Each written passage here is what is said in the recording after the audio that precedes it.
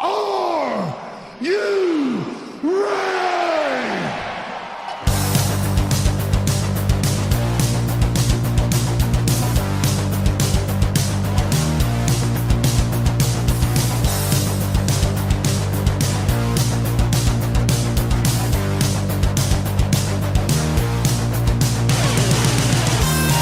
This is the D-Generation cliX podcast.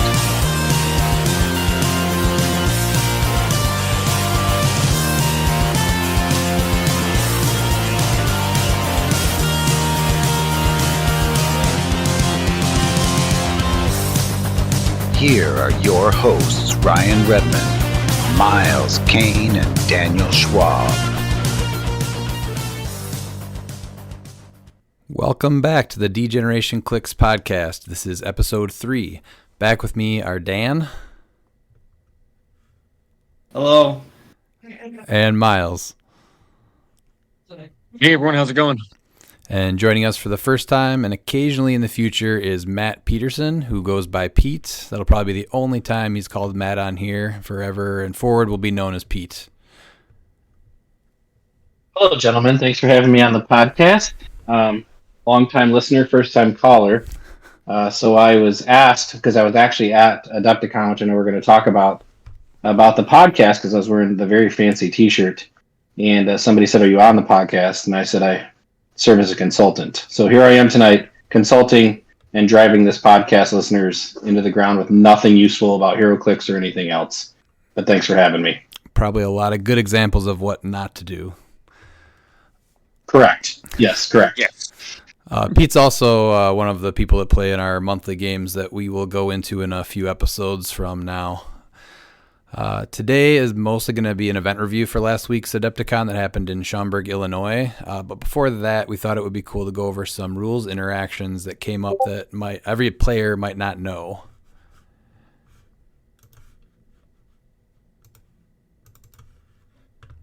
Oh, you didn't know? The first one that came up was stop clicks. The stop clicks themselves are only active when it is an attack that happens.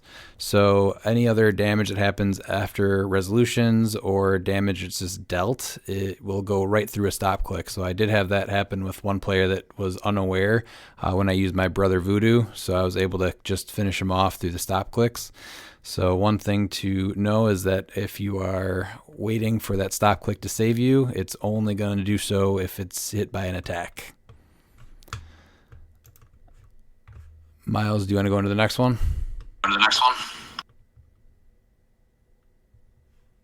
Yeah, we can go ahead and go to the next one.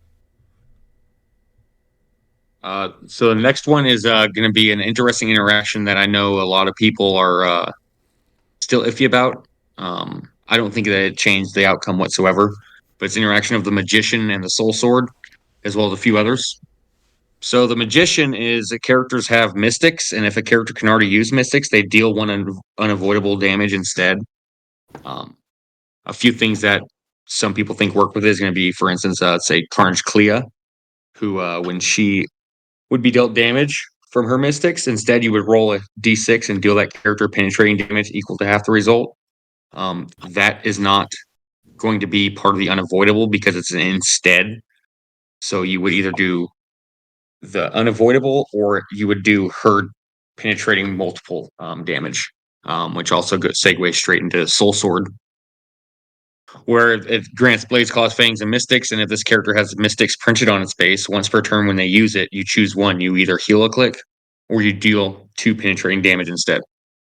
So once again, the Magician is just the one unavoidable, and the Soul Sword is actually going to be an instead of effect, so it's going to be 2 penetrating, not 2 unavoidable. The only thing that really stacks with the Magician is going to be the Search for a Mutt's Tomb, which is honestly, if you have sideline space and if you have a detective or a mystical character, like you need to run this. It's easily the best mystery card they've made. It's when a friendly character with the listed keywords given an action. After resolutions, if they destroyed a piece of blocking terrain, you gain 1 clue token. Now, the first part is a suspect 4. When a friendly character KOs an opposing character, after resolutions, heal them 1 click. But the most important one is when you get 6 of them. and it's when a friendly character deals damage to an opposing character occupying or adjacent to a debris marker, you increase the damage dealt by 1. So this is going to work with everything, and that's what's very important. It's going to be working with your unavoidable from Magician as well as normal Mystics. So they're going to be taking 2 unavoidable if you have the Magician on in play with Soul Sword, or you would be doing 3 penetrating if you decide to take that to penetrating from Soul Sword. So, like I said, I don't think it really changed the outcome. Maybe it would have delayed it a little bit, but yeah, that's just one interaction. I think that a lot of people need to realize that doesn't quite work the way that it was working at Adepticon. And then another one of the tarot cards is the Emperor that deals with the willpower and being colossal. So the active player that pulls the Emperor tarot card reads, when this card is put into play, each player chooses a friendly character with the highest point value on their force. While this card is in play, the chosen characters have the colossal symbol and safeguard outwit. The willpower for the active player that pulls the card will get that willpower at the start of their next turn before flipping their next tarot card. It's been a little bit discussed that it's instantly, because the first thing that's supposed to happen is that you turn your tarot card. So it's a little unsure from a lot of people of which one happens first. I had a couple people definitely question that. So that's how that one's being ruled. So there's actually a way that you can get to work is so at the beginning of your turn, that's where all your beginning of turn triggers happen. So if you already have a character with willpower and you turn over the Emperor, they do get that colossal willpower because willpower was already triggered to happen at the beginning of the turn. That's the way that it was ruled. I believe in the rule book it was changed. I'm finding it right now for you. Oh yeah, because the reason you wouldn't get the willpower is the trigger, not necessarily because Yeah. of what the Emperor does itself. Yeah. Yeah, because your beginning of turn triggers always happen. So that way, like leadership. Yep. Something why it doesn't work with Absorbing Man Prime is that you generate him at the beginning of your turn, but since he wasn't already on the map at the beginning of the turn, you don't get to choose a power. Exactly. Right. Yeah. And then we have one more. So this is Quake. So Quake reads that when you use Quake, you destroy all terrain within 1 square, and then you can then use the attack portion of Quake. So that can destroy objects and equipment because their rings with the yellow or red for the old heavies count under the terrain rules. So that is why they can be destroyed via Quake, is because in the rules under the terrain, it specifically states that any of those items with the yellow or red ring count under terrain, and that's what Quake destroys with that initial part of the action is any terrain markers within 1 square, and they count with that. So the Nifty Traffic Barrel can be easily crushed with Quake. And then Yes, that's this that's nasty. This weekend they also had 4 new LEs that were first available. The first one is Old Man Thor. So he's 200, 125, or 75 points. He's either 11 clicks long, 8 clicks long, or 5 clicks long. He's got 2 traits: a special attack and a special defense power. He moves through and shoots through blocking, which is pretty cool because I think that interacts with his giant reach, but I'm not 100% how that interaction works. So he's got a trait is his combat values can be modified by other characters, and he has safeguard opposing prob, so that's pretty solid. It does suck that you can't perplex him yourself, but it should be fine. His second trait is giant reach of 6, so he has 0 range but giant reach 6. So that's pretty cool. It's basically him throwing Mjolnir at you. And then his attack power, which he has on clicks 1 through 4, and then clicks 7 and 11. is Blades, Claws, Fangs, and Pulse Wave. When Old King Thor uses Pulse Wave, you may choose a hit character and roll a d6. Old King Thor deals that character damage equal to the result instead of 1. So, a pseudo full damage Pulse Wave. Very Deathstroke reminiscent. I like it. And then his defense power, which is on clicks 3, 6, and 11, which is his last click, is Stop Invincible when this click is revealed due to an opposing effect. So this isn't just attacks, it's any damage he's taken from an opposing character, basically. After resolutions, deal 1 penetrating damage to each opposing character within 3 squares. So pretty solid. He's got good values, I'd say, all the way through. I know I get why they didn't give him like reduced penetrating was because he's got the 3 stop clicks, so it should prolong his longevity a bit. And Giant Reach 6 does help him with his reach. So he's also got Cosmic Energy, so you're not outwitting him, and he's got willpower. I like him. I don't think he'll be competitive, but he'll be a fun piece. At 200 points, it seems like they're definitely getting closer to making like tentpole style pieces with a 12 attack, 20 defense with invincible and 5 damage, and then just the cosmic energy, so he can't be outwitted. 3 stop clicks. They're definitely getting closer to making playable tentpoles. Yeah, like I'd play this piece. I'd play him over Harold Thor 9 times out of 10. I'd say 10 times out of 10, but yeah, pretty like close. him at 75. Yeah. I think him at 75 could see some play. Maybe, yeah, but that's a big gamble there for 75. it is. But I mean, his charge of 3 is really a charge of 9 with an 11 attack. So Yeah, and when you look at the attackers for 75 points, I mean, I know people want to go for that 50-point line, but I think 75 points. I think that he could be very surprising, especially in modern, with his keywords in modern or silver. I think his only issue is he's making 1 attack with 3 damage. Yeah. Well, you have Blades top dial, so you can use that if you want to. So 2 damage. That's you. That's you. I'll be happy to roll my 5 or 6. That's a-okay. I'll take him for ruler. I mean, you team him up with Aquaman. I'm gonna keep preaching. Give him Dolphin. Okay. I'm just Team gonna up with play. Kong. I'm just gonna play him with Genesis. That's fine. I have Blades, and Genesis is like, hey, I make your Blades better. Yeah, that's better. Yeah. The next one is a new Iceman. Very cool sculpt. He is 100 points, 75 points, or 50 points. He has 2 stop clicks at 100 points. The main trait, though, is leadership and willpower. And if all non-bystander characters on your force are the same point value, Iceman can use the following effect matching that point value. 50. Other friendly characters have flight and can use toughness. 75. Other friendly characters modify attack and defense +1 and can use sidestep. And 100 friendly characters modify combat values +1 and can use willpower.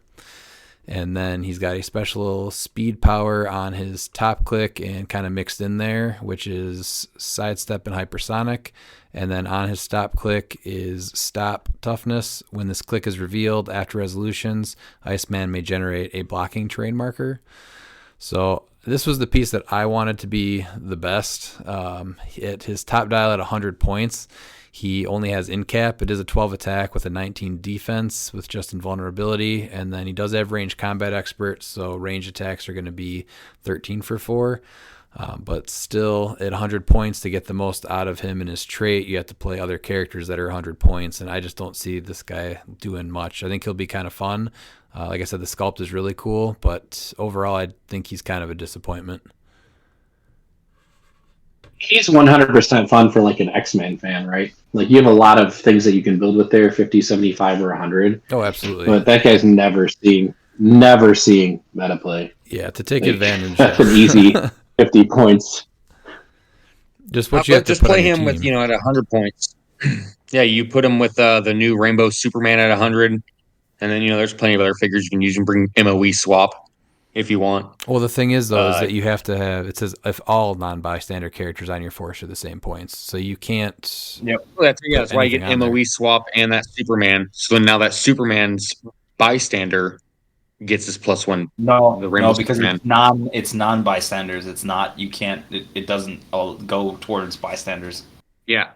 So you can his bystanders would be able to get the +1 to all stats. You could even team him up with the Legacy Apocalypse, and his bystanders will get +1 to all their stats, making them even better. Um, But you couldn't add the MOE swap though, because everyone on your force has to be the same point value. yeah, 100 points. Just plain full 100 points. The MOE pieces? Yeah, Okay. yeah. I'm not saying it's great, but I would like. I think playing him with a bunch of people that generate bystanders is where it's going to be at. It's not going to be really highly competitive. Rock States Modern, why not? Let's try it. Let's let's get Legacy Apox Pogs to get +1 to their stats.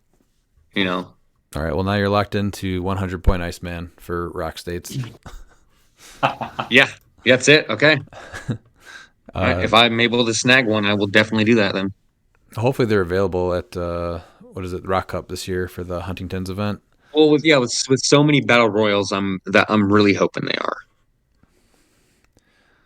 And then the next one, Dan, do you want to do King Arthur? Yes, please. So our last figure is King Arthur. So he's either 80 or 60 points. He's got 2 traits and a special attack power. His first trait is during force construction, King Arthur may be assigned an equipment without paying the equipment's cost. If King Arthur is equipped with a sword equipment, modify his combat values +1. So that is all the X swords, and then the new sword that we'll be talking about next. His next trait is leadership. When King Arthur uses it and succeeds after resolutions, he may remove an action token from a friendly character with the past or future keyword. So that includes himself. So that's pretty cool. Leadership across the map is always good, even if it's a little restrictive. And then his special attack power, which is on his last click, is Stop Pulse Wave. When King Arthur uses it, hit characters are dealt 3 damage instead, and after resolutions, KO King Arthur.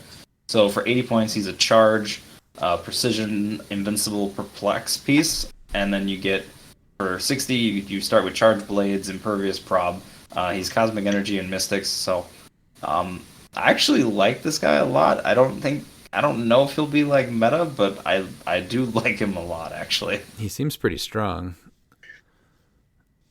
My only complaint is his attack for that stop click, because it's a 10 attack, and when he uses it, he gets KO'd even if he doesn't hit anyone. I wish that attack was higher. I think that he'd be a lot better at that. This is a great, it's a fun piece, but it's a great piece for comic fans. So this is the King Arthur from Camelot 3000, which is a pretty old limited edition run put out by DC. I'm pretty sure this is the guy, and that's pretty freaking cool. Yeah, from it ran from 85. I want to say it ran up 82 to 85 or something like that. I got into HeroClix because I'm a comic fan, so this one I definitely want to own just for that one thing right there. And then also, that's exactly what got me into Clix too. So I 100% agree. And just being able to start with the sword equipment, any of those ones from X of Swords kind of is pretty cool, which gives him what is it, when he's equipped with it, he's given +1 to everything? Values. Yep, so then you are at 11 attack on your stop, so. Yeah, I'm guessing you also just, put Chthon on with him, so then he's a 12 attack, I guess. He's going out anyway. Yeah. Might as well go out with a bang. And then he does go really well with the other object that was given out is participation, the broadsword. Yes, this one caught me off guard at first. It's because it said it was a construct, so I was half expecting it to be an extra construct for Green Lanterns. But yeah, it's broadsword, 10 points. Qualifying keywords is the Green Lantern keyword. It is sword equipment, just like the X of Swords for King Arthur. And it grants Blades, Claws, Fangs. And if this character has the Green Lantern core keyword, they may use Blades, Claws, Fangs during range attacks. And then it has a separate part of it, which is modify this character's defense +1. I was at first disappointed, and the more I've been looking at it, the more I want it and need it, because especially on chip for Silver Age, and then you're able to do some dumb stuff with Legacy Green Lantern at 20 points. Oh, absolutely. Yeah, that was my first thought, was 20-point Legacy Green Lantern. And I looked at the eBay prices, and I said, I'm good. I'm good right now. Yeah. Yeah, his 7 attack is kind of lackluster, but there's ways around that. Prime Iron Spider can get his attack up to an 11. So now he has a 10 range Blades Claws Fangs with an 11 attack See, I for I 50 like the points of your team. Prime Wonder Woman actually. She'd be my pick for this construct or sword equipment. Yeah. Yeah, I could see that. Yeah, I'm just trying to think of it as, for a support piece because mainly you're going to be wanting the rings. But yeah, the Blades Claws Fang from range is huge. And the modified defense +1 is even dumber for the Wonder Woman you're talking about because now she's 20. Yeah, and then I would just pair with Genesis, and then her 4 damage is minimum 5, so it's just 5 Psyblast from range. Yeah. Now, one thing that is interesting. Well, you're a little salty. What's that? I said you're a little salty when Chip all of a sudden busts out 6 damage on you. Like, it's not a chainsaw he's popping out, right? He's just shooting you with it. So I'd be like, wow, that squirrel from space with a ring just killed something. That's amazing. Thanks, HeroClix. Thank you so much. Oh, yeah, any of the Wonder Woman. Yeah, Chip deserves it. Any of the I was Wonder gonna say you Woman might see ones. that. You might see that during the animal game, then Pete. You never know. Yeah, you never know. Jeez. Now, I guess we have to. I'll build a good animal team. I'm gonna have Pete play it. He's gonna win. The Green Lantern Corp keyword though with the construct, there's a good chance that this is the way they're going to start doing constructs for the what is it, Green Lantern set next year. I think it's just a lantern in general set. So I think they might. I think they might be doing multicolored again. But they'll probably move on then from the way that they did the rings in Batman Team Up. Yeah, I'm hoping that they bring back the batteries and the batteries you can assign these constructs. I think that'd be really cool. I just want to see all the lanterns Especially actually like be able generic to generate. constructs. Yeah. They're gonna need to tweak the batteries a lot because the way they currently work, I would not want that to come back into the game. No, it wouldn't be. It wouldn't be nothing like that. Giving out keywords and everything. I think that it'd have to be something. But I think that the way that they've been changing everything, like I've been really liking the way they changed the rings, the way they changed entities, vehicles. So far has with the pilot trait and all that. So far it's been very. I enjoy the changes. It's very streamlined and easy to teach someone. Yeah. Okay, getting into the 300 Modern event that happened at Adepticon this last weekend. For me, opponent rollouts, missing almost all of my super senses, and bad timing on tarot cards summed up the weekend pretty well for me. The team I played was a mystical theme, pretty similar to what I've been playing lately.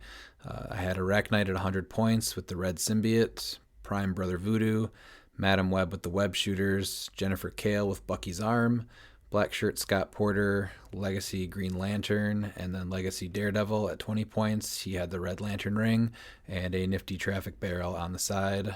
On the main. We had Chthon on the sideline with Search for Amit's Tomb, Mystery of the Strange Cube, Mystery Card, and Scrappy Doo.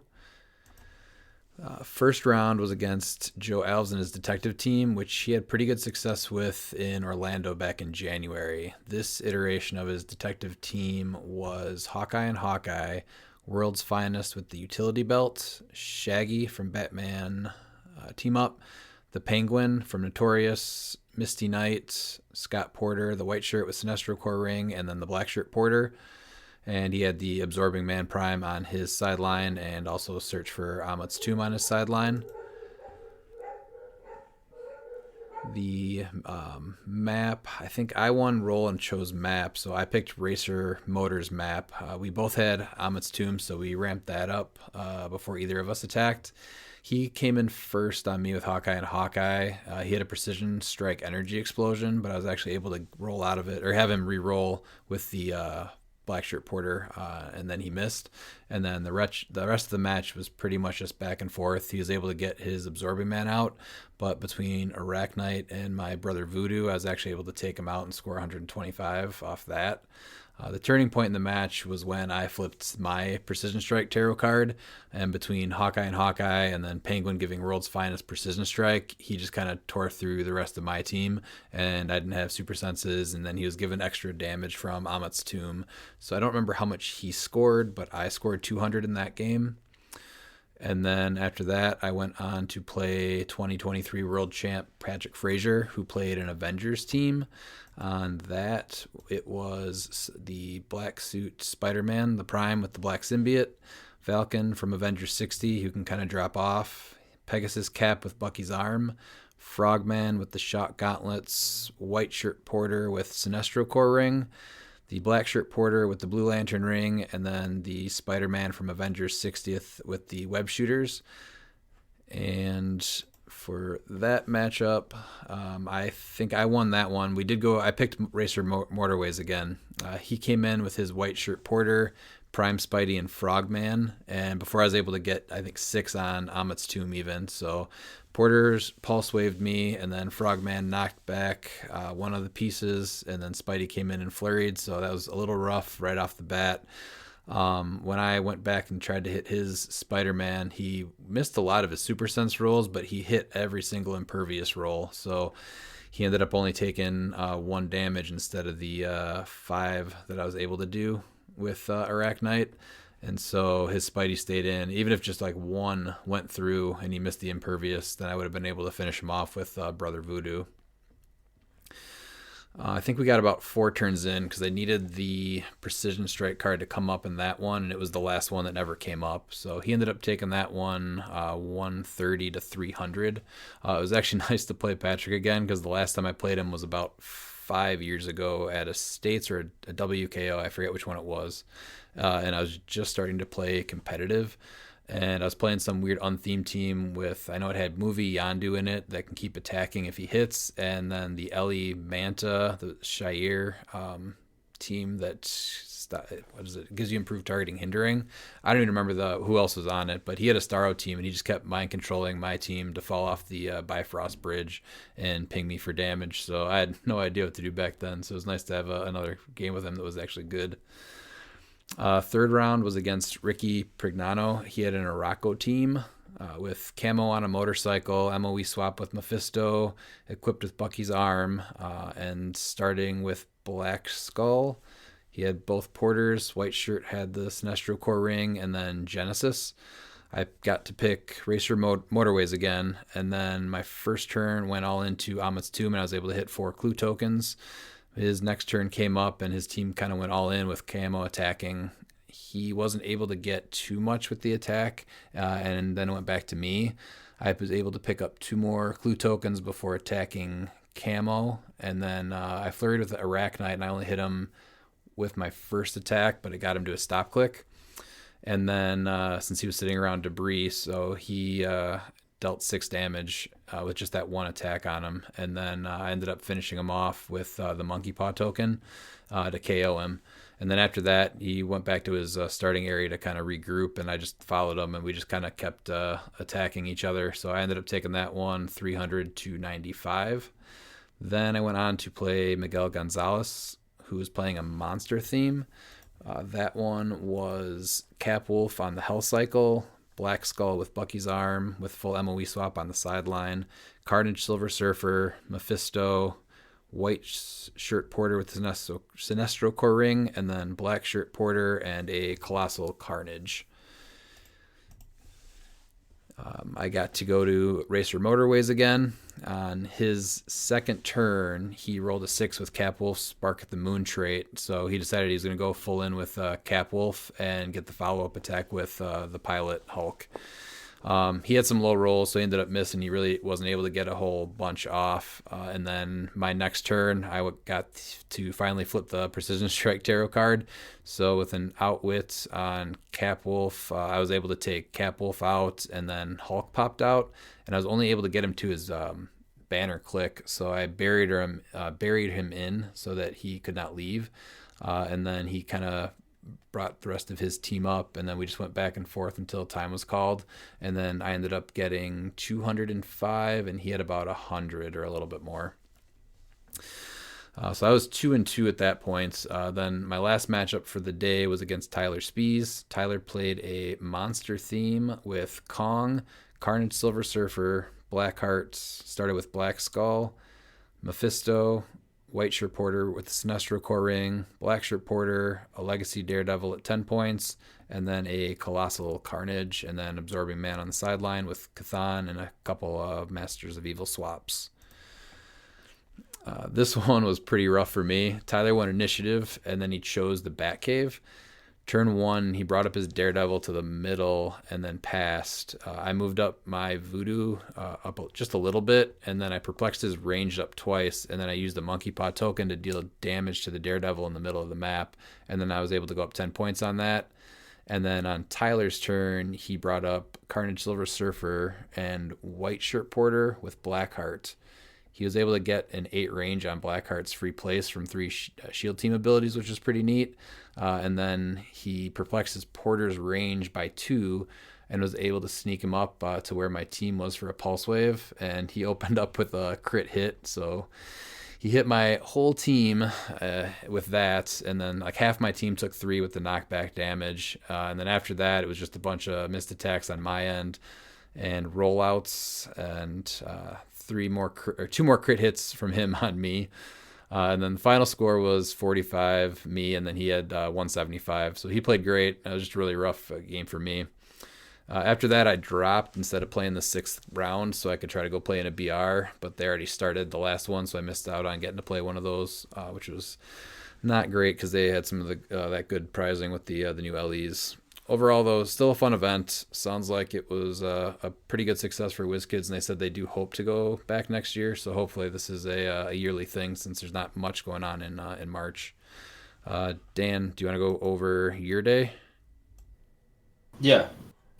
So I feel like I ran the bit of the gauntlet on Saturday. So my first match was Brody Bobbledyke from the Forge.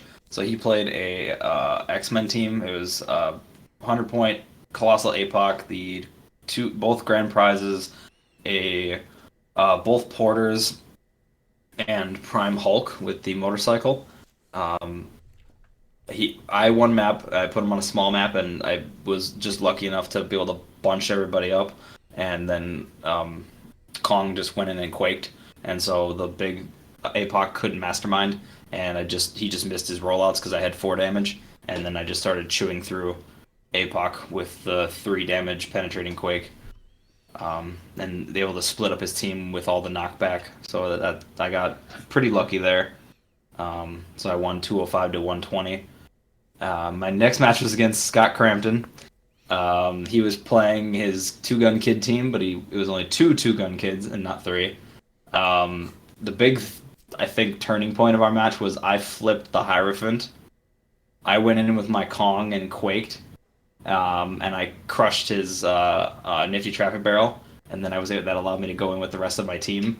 And his team is all about stat mods, so on his turn he just had a really hard time hitting me because his values weren't really that high besides Prime Wonder Woman and Ghost Rider. But Ghost Rider didn't get all of his stat bumps because he had the Bucky's arm and Chthon on him, so he was just his 11 for 4.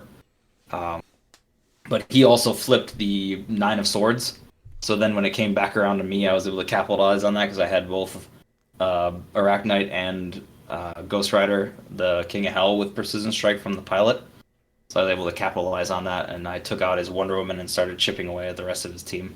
So I ended up winning that one 154 to 50. My third game was against Azareth Strife. He was playing I think it was just a non-theme because he had Kong, was it the Master of Evil swap, both Porters, a Carnage Silver Surfer, and a Daredevil, I believe. So he put me on, what was that, the Batcave, and I moved up a little bit because I was first player, but I basically just kind of barriered and passed. He barriered, and then I flipped the Hierophant again, and I basically just moved in, and I was able to get Arachnite off because I had the Skybreaker on him. and so I was able to make 4 attacks, and I ended up. Oh, he had a Colossal Carnage. That was the last piece. I was like, I knew he had something else going on there. So I was able to clip his Carnage, his Colossal Carnage, and do a little bit of damage to Kong and Inquisitor. So and then it was kind of just a war of attrition. We were fighting there, and there. I'm trying to think if there was any like major. It was just back and forth with him and I most of that game. Like, it was pretty even, and then I think I was able to make a couple plays to like get ahead and turn the tide. Cause a lot of it was the Quake with Kong, like that being able to just disrupt his whole team. Because I was able to double Quake one turn and I just killed his MOE. So then that slowed down the his healing, and then I had killed Mephisto 3 times with Kong, so that just gave me 90 points. So that put me up pretty high. So I was 3-0 at that point, and then my downhill slide started to happen after that because round 4 was Lucas. I feel like I played pretty well against him. Granted, I had played against his team before, but I lost. I ended up losing. I got 125. I think he got 215 was the end total. I ended up getting his Carnage Surfer, his Death Metal Wonder Woman, and I think the White Shirt Porter. But my dice were bad, and I gave up my Arachnite like right away because he moved up just enough, and I was able to Hypersonic up. I thought, I can just ping him for 1, and that was just a dumb decision because he has Black Shirt Porter, so you can just heal up at the beginning of the turn, so the ping would have meant nothing. So I did that for nothing, and that basically just gave up my Arachnite turn 2. So that was a very bad misplay on my part. I should have just been a little more patient and just moved up a bit, and like seen if I could have made a better positioning out of that. Because he was playing Kong, both grand prizes, Death Metal Wonder Woman, a Carnage Silver Surfer, both porters, and I think that was it because he filled the rest up with a lot of equipment. So my 5th game was against Daniel Powell. He was playing, what was that, non-theme, MOE swap, double Surfer, Batman Prime, Hope Summers, and the double porters, if I didn't say that before. We went indoors to Morlock Tunnels. I think I should have picked a different map, honestly. And I got really impatient. He barriered, played real patient. He just waited for me, and I took the bait because I got impatient, and I went in with Kong, and I missed my Quake. I got there and was able to Quake his whole team, but I either missed or he got the rollout, and then it's pretty downhill from there. It was hard to recover because I wasn't able to move up the rest of my team to support Kong. So, it was him and Porter and Arachnite, and that was pretty much it. So that is one weakness that I noticed right away was if I go and I get aggressive, I might not be able to bring my whole team up. So then my last game was against Kenny Minks. He was playing Prime Wonder Woman, World's Finest, Deathstroke at 100, Black Shirt Porter, and something else. He had Galactus on somebody. He had Galactus on Deathstroke because he only had 5 characters or 5 figures on the board, so there wasn't really that much. But between Prime Wonder Woman giving everybody a 19, and the barrier and stuff, he moved up, barriered in place, and I just missed my alpha. And looking back at it, my alpha wouldn't have done anything. It might have done a little bit of damage, but I wouldn't have really crippled anything. And that was just a poor choice on my part. So I was able to make up some points towards the back end. Like Ghost Rider performed really well, especially with the precision strike, getting around like World's Finest and stuff. Because I made sure to attack him when he didn't have action tokens. So that helped a lot. It was also the generating figures with between World's Finest and and then because he brought in the Iconics Batman, so he kept bringing in more figures. Like they were just pogs, but still it was the like I'd kill something and then he would have 1 or 2 figures to replace it with Batman. So it was very like attrition-esque. So I ended up losing that one. It was I lost to Mr. Powell 195 to 65, and I also lost to Kenny 170 to 295. So I was quite the downhill slide from my 3-0 sprint there at the beginning. So It was a great start. I realized that. Yeah, it was nice, and then I didn't finish as strongly as I started. So Now, out of your 6 games, how many Kongs did you play against? 1, 2, 3. Okay, so only half. Guys, If you look down the tables, you could see Kongs at almost like every table. I ended up only playing against one Kong. I think that was Tyler's. But yeah, I think that they were just all over the place. Kong is great, but I did realize his big weakness is precision. If you have a character with precision, you can pick him apart pretty fast. Yeah, I felt pretty good with Arachnite, but I only found or came across one, and I don't even think he brought him in the whole time. Okay, that's what I did when I faced the Kong. Was I just used my precision to just pick him apart every turn, especially with Arachnite's multiple attacks. Like I would just go in flurry because I knew I wasn't killing him, and that's the times where I would usually get the what's it called, the Skybreaker off. So I get the three to 4 attacks off sometimes with that, and he'd be on his stop click at that point.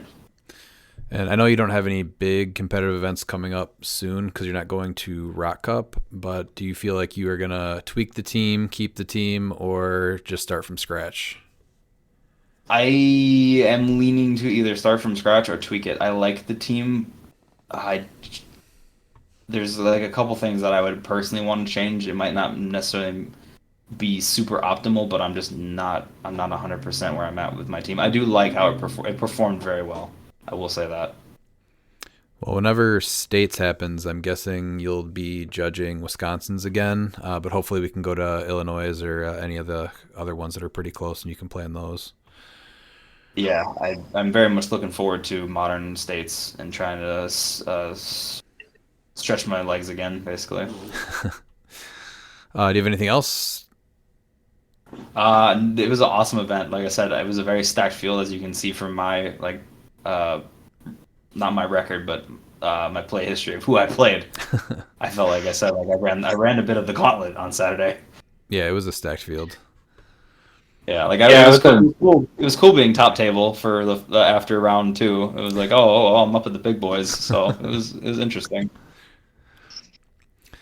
All right. Yeah, that's my takeaway from the tournament. It was a very stacked field. So I finished 27th overall, 2-4, 925 points. I played monsters on theme. I did MOE swap.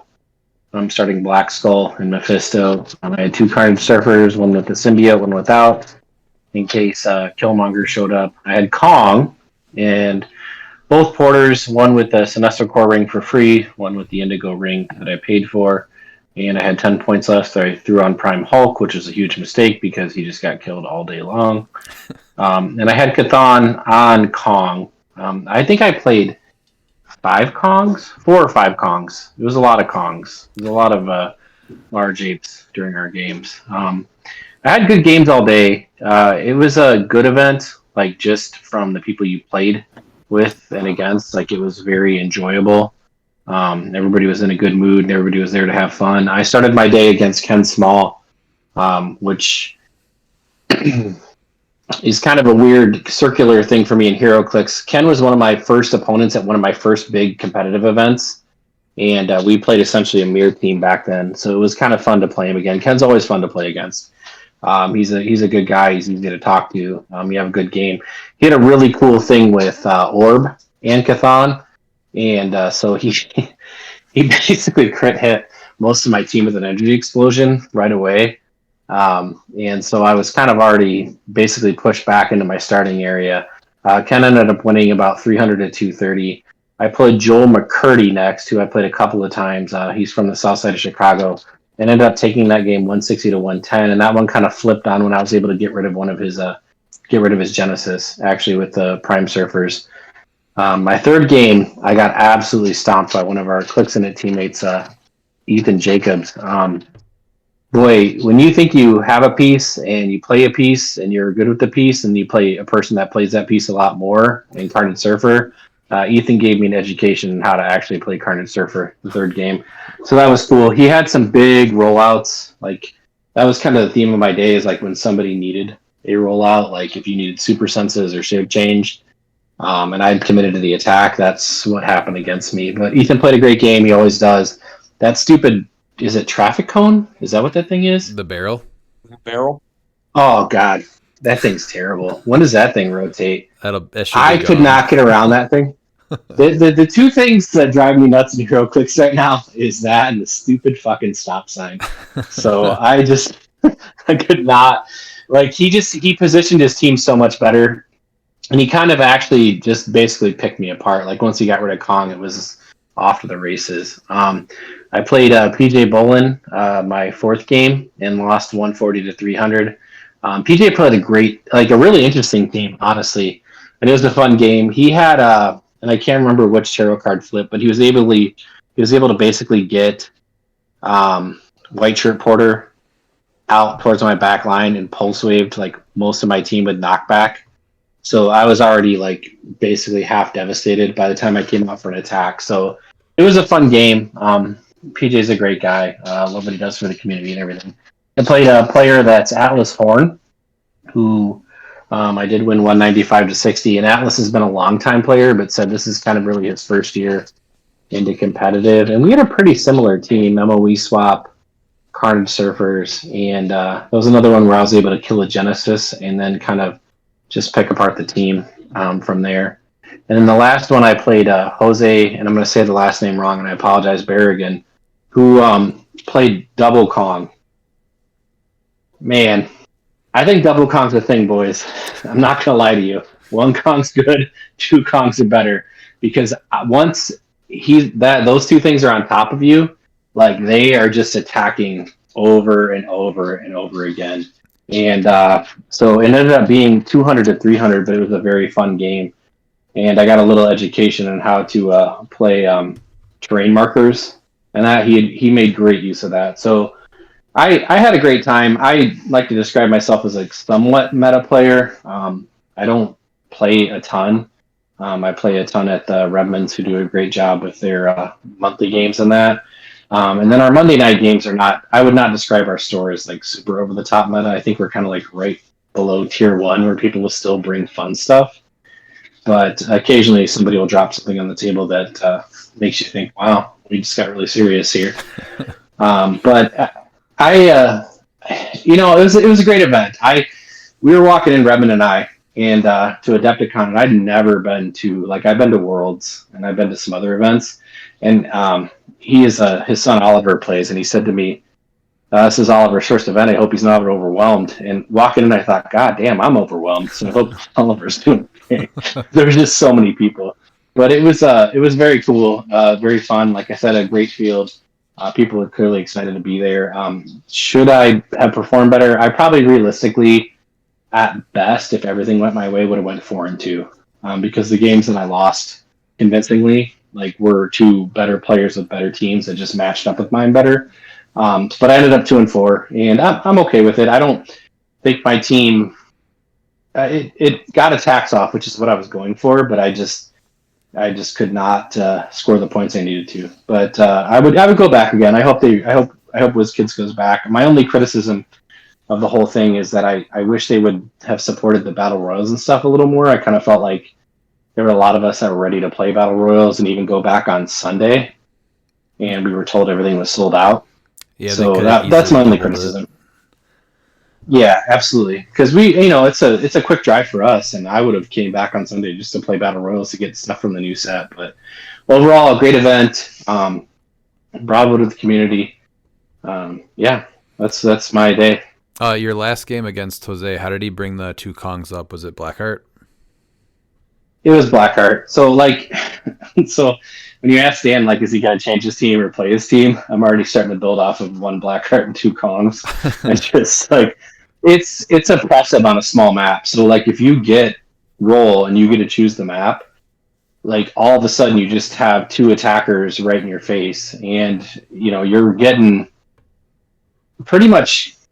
you're pretty much attacking every turn. Like, relatively strong. Like, what's the big weakness to Kong defensively? is probably what Super Sense is. Mm-hmm. Is that it? Because he gets rid of Shape Change. Right. He's quaking, so he's destroying everything around him. You get knockback, and his attack values are reasonable. I don't know that I would have put Cathan on Kong again. I thought it was an interesting try, and I had ways to heal. I had the Porter that heals at the start of the round. I had Mephisto in the MOE swap. But I didn't have a time. Kong wasn't the one that was dying. Like, honestly, my Carnage Surfers were just getting eaten up. So I don't think I was really prepared for how easily they can be killed, I guess, at 50 points. But I'm not a rollout person. I like to build teams around rollouts, and it always kicks me right in the balls. So I did it once again. So All right. Well, that was just day one. They did 6 rounds of Swiss. And on Sunday, we moved into the top 8. And the top 8 who made it were Lucas Van Holland, Anthony Berrigan, George Massu, Josafa Alves, Matt Ventura, Dan Powell, Patrick Frazier, and PJ Bolin. All right, so one of the matches was in top 8 was PJ versus Lucas. PJ was playing Amazons, pretty cool. So he had World's Finest at 60, not equipped. Then it was Death Metal Wonder Woman at 50 with the Soul Sword. Then it was the Nubia Wonder Woman at 50 from the trio kit with the motorcycle. They also had the Iconics Superman, the one that's 35 points with the silver ring with Bucky's arm. And then Prime Batman from BTU with the Green Lantern ring and the utility belt. And then he was playing Bull Scott Porters, and White Shirt had the Sinestro Core ring. His sideline was Chithan's one of the other iconic Supermen, Scrappy Doo, Murder in the City Enduring. Another was Deceased Superman and the Stakeout mystery card. So he was playing Lucas, and Lucas's team was a X-Men theme, so it was Death Metal Wonder Woman with the Soul Sword, Kong at 50, Carnage Silver Surfer with the Red Symbiote at 50, both Genesis and Apocalypse with swords at 35, and both Porters, and both were equipped. White Shirt had the Sinestro Core Ring, and Black Shirt Porter had the Warlock. His sideline was Absorbing Man, Scrappy, Thon, War Machine, The Search for Amit's Tomb, and Murder in the City Enduring. I think he usually put Thon on. It was sometimes on Kong, and otherwise I think it was APOC or Porter. So Lucas ended up winning that one. I don't remember the exact points he got, but yeah, it was a good fight there. And then another one of the top 8 matchups was George Massu's X-Men team versus Patrick Frazier's Avengers team that I went over earlier. On his X-Men team, it was the Death Metal Wonder Woman with the Soul Sword, Genesis with the Soul Sword, Apocalypse with the Soul Sword, Legacy Daredevil at 30 points with Bucky's arm, Scott Porter with the Sinestro Core ring, the Black Shirt Scott Porter, another one of the Legacy Daredevils at 20 points with Pog Your Pog, and then another Daredevil with Muramasa, that one also at 20 points, and then a Colossal Carnage. He had on the sideline Search for Amit's Tomb, Cathan, War Machine, Prime Absorbing Man, and Scrappy Doo. And George took that one. One of the other matchups was Matt Ventura versus Anthony Berrigan. Matt Ventura was playing a mystical theme, so he had Arachnite with the Soul Sword at 60. Blackheart, Kong at 50. Blackheart was also at 50. Both Porters. White Shirt Porter was obviously with the Sinestro Core ring. He had the new Legacy Daredevil at 20 with the Muramasa. Another Daredevil with Bucky's arm at 20. And then the Legacy Green Lantern with the Green Lantern ring. His sideline consisted of Cathan, Scrappy, Search for Amit's Tomb, and War Machine. He was playing against Anthony Berrigan, who was also playing a mystical theme. Yeah, but he had the King of Hell Ghost Rider, Kong at 50, Blackheart at 50, Iron Inquisitor, Mephisto, Black Shirt Porter, and White Shirt Porter. And White Shirt had the Sinestro Core ring, so almost none of his team was equipped. And then his sideline mostly consisted of he had 3 of the MOE swap with Killmonger, Dark Phoenix, Ghost Goblin. And then he had Blade, the release day one, or I think release day, the release day Blade, and then he had Scrappy and Chthon on his sideline, and Anthony ended up taking that win. And then the final top 8 matchup was Dan Powell's Cosmic team versus Joe's Detective team that I also went over earlier. Dan Powell on his Cosmic team had 2 Carnage Silver Surfers. Neither were equipped. A Dark Phoenix, Hope Summers with the Billy Clubs, Mephisto, the Green Lantern Prime Batman with the Green Lantern ring and the utility belt, White Shirt Porter with Sinestro Core ring and the Black Shirt Porter. And then sideline was, for the most of it, MOE swap. It was Killmonger, Inquisitor, Doom, Black Skull, Thor, and then also had Chthon. And Joe took that one. So then moving on to top 4, Lucas's X-Men team took on Joe's Detective team, where Lucas took that. And then Anthony's Mystical team went against George's X-Men team, with Anthony winning. And then the final matchup was Lucas's X-Men versus Anthony's Mystical, which Lucas ended up winning, which put him in the top seat. So Lucas is your 2024 Adepticon champion. So congrats to Lucas. What was everything that Lucas walked away with? He got a full set of Next Phase. I think You got a Kevin. He did get a Kevin. New set coming out. And he got all the Con LEs too, because I think top 8 all got, or I think he got all of them because he won. So. Okay. And then I think you got. Yeah, you also got the factory set of the Deadpool Wolverine set coming out. Right. As soon as it's available, he's getting sent it. Yeah, that's right. So one of the cool things too this weekend is that we brought my 7-year-old son to play in some of the battle royales. So it was pretty overwhelming for him at first, but everybody was super nice and he had a blast. We signed him up for 2, just hoping that he liked it, and he ended up playing another 2. He walked away with a Venom Goddess Symbiotes, a Gwen Thor.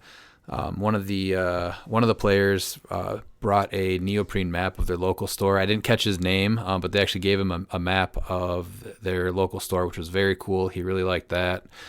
Then one of the WizKids employees that was giving out the display cases heard it was his first event, so they gave him a display case, which he keeps his Venom in now. So he had a blast. We're probably going to take him to Worlds. Thanks to everybody who played with him and made that special for him. He really did have a blast. Do you guys have anything else to add to the events? I'm just jealous I couldn't make it. I'll be honest. I think my feedback. Oh, go ahead. Sorry, Miles. No. Yeah. Continue. I wasn't adding anything of I'm always sorry that you can't make it to every event. Like, come by the house on Tuesday. I'd be fine with that. But anyways, I think overall the community, I think it was a good event. I hope they support it. It's nice because it's close for us. And yeah, I just wish there was a little more Battle Royal. I would have liked to have a chance to play in the Super Seal. That seems super cool to me.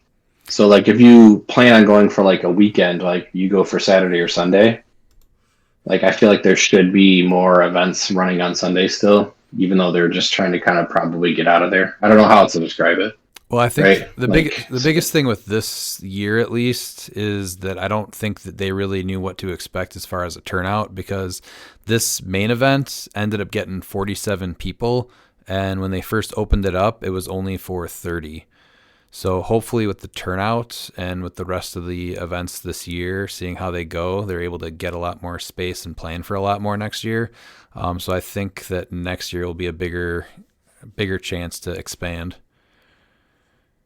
I had heard it was 47 with a wait list, right? 47 people, and somebody people were selling their spots and stuff.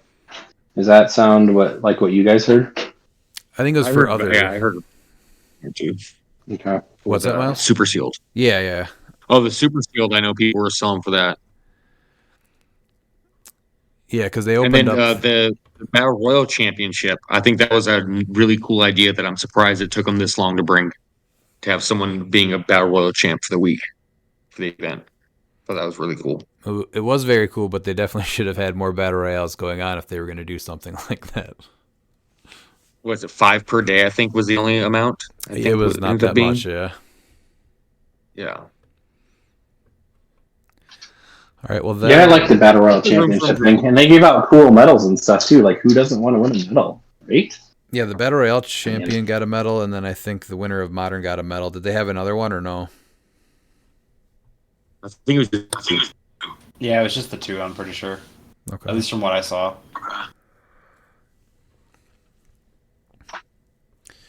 All right, well, that's going to wrap up our Adepticon review. Next week, we're going to move on to the Silver and Rock Cup that's happening in May. So we will see you guys next week. And if you're not down with that, we got 2 words for ya! Click it!